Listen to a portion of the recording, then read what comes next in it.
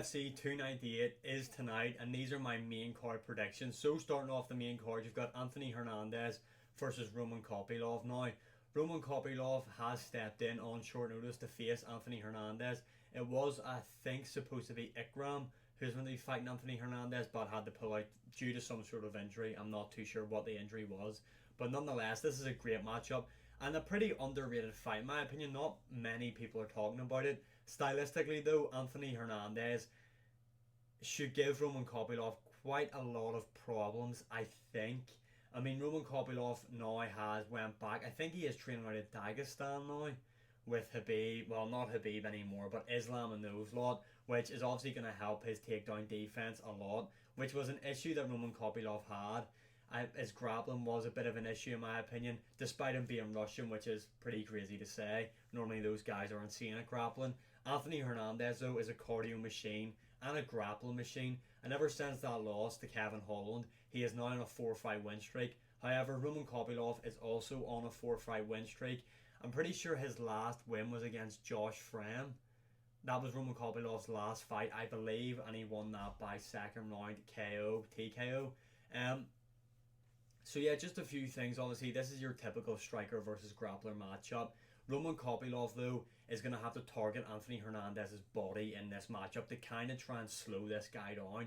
Anthony Hernandez will put the pace on Roman Kopylov, but Roman Kopylov does have some of the best body shots currently on the active roster, in my opinion.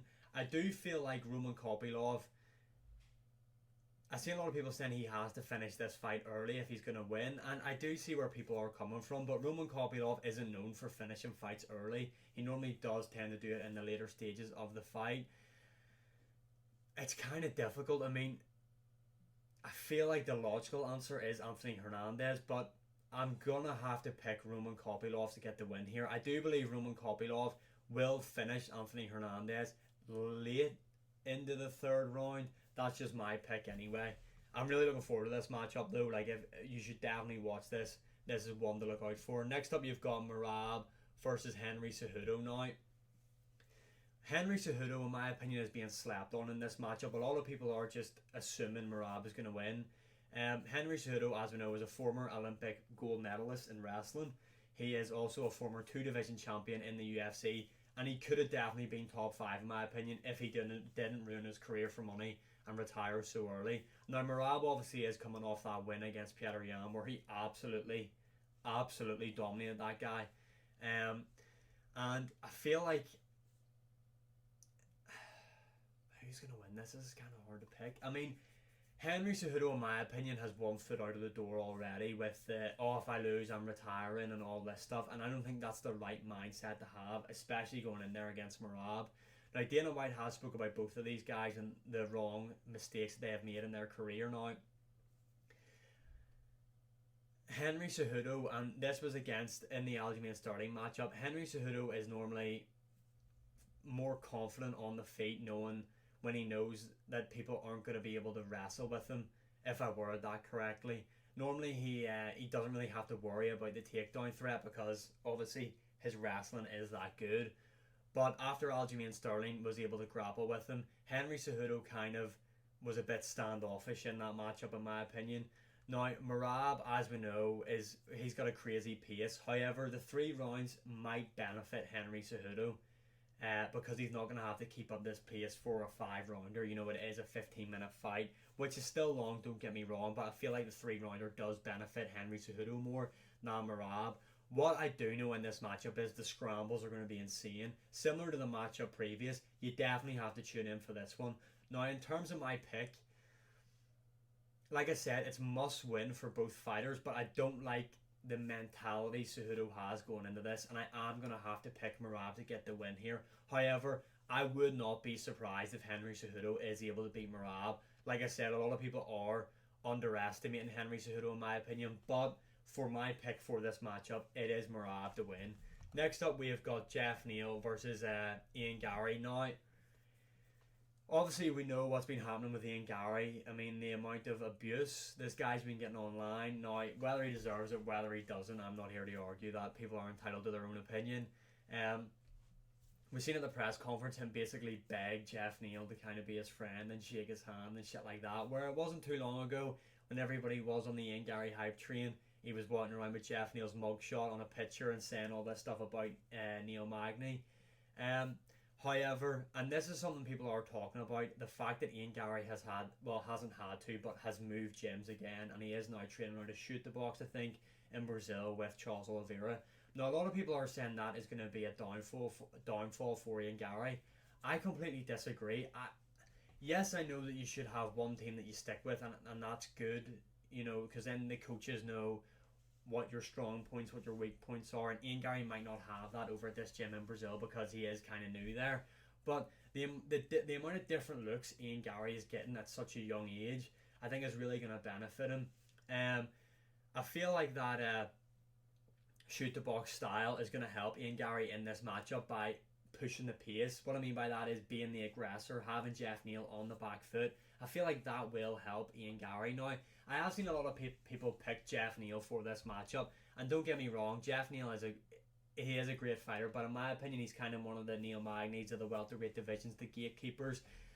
And I feel like the amount of damage he took against Shavkat Rakhmonov, now yes, that was a while ago, but I mean, he did take a lot of damage in that matchup. Ian Gary is obviously coming off having pneumonia as well. That's why he had to pull out of that Vicente Luque matchup. But for me, I feel like Ian Gary's just too slick for him for Jeff Neal, if I'm being honest, on the feet. And I feel like Ian Gary, yes, we have seen him caught before, but I feel like Ian Gary will be sharp enough now to utilize his kicks. I feel like leg kicks are going to be a big part in this matchup, and body kicks. And I feel like Ian Gary is going to land.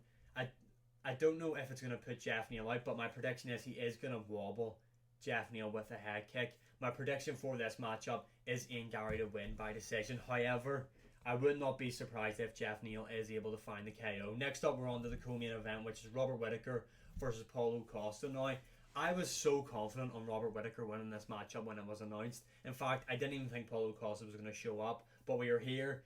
Paulo Costa looks to have taken this matchup very serious. The guy looks to be really dialed in for this matchup, and it's kind of made me question my Robert Whittaker pick. Now, Paulo Costa isn't known for having that one-shot KO power, but the guy does carry power, and what I feel like will be a big factor in this matchup is the body kicks that he will be able to land on Robert Whittaker. Now, Robert Whittaker, I've seen a lot of people online saying that he's kind of on a downturn now in his career after that Dricus du Plessis matchup. Now, in fairness, nobody thought Dricus was going to win, but I feel like Whittaker's chin is kind of on the decline now. I feel like he is rather chinny, but I do think his skill set, I feel like I have to back Robert Whittaker here to win. I feel like he's going to be too fast for Paulo Costa, and I don't think Paulo Costa does a great job closing down his opponents, which is what he's going to have to do against Robert Whittaker. He's going to have to cut the cage off, and I don't know if Paulo Costa will be able to do it effectively enough to hinder Robert Whittaker. I am going to have to go for Robert Whittaker to win this matchup, but similar to the Jeff Neal Ian Gary matchup, I would not be surprised if don't know what happened to me there, if Paulo Costa does find the KO. Then finally, on to the main event. I mean, I'm wrapping the t-shirt. If you want one of these t-shirts, by the way, go to Combat Cuts and check out their stuff. They've got some sick designs on t-shirts, jumpers, and if you want to purchase any of their stuff, use code DON, that is capital D-O-N at checkout, ignore the voice break, and you get yourself 20% off. But yes, Alexander Volkanovski, Ilia Topuria. Now, in my opinion, I've said this, Volk is going to win, and Volk is going to show Ilia Topuria levels inside that cage. And what has made me even more confident about my pick is how the press conference went down. I think Ilia Topuria thought he was in Volkanovski's head, but it's the opposite. Volkanovski, in my opinion, is in Ilia Topuria's head, and I feel like Ilia Topuria is being so overhyped, in my opinion. Alexander Volkanovski is going to win every single round against Ilia Topuria there tonight, and is going to prove why he is the greatest featherweight of all time. So yeah, those are my predictions for UFC 298. I am really looking forward to this matchup. Social medias are linked above. I will be doing a watch along tonight on TikTok, so feel free to come over and join me.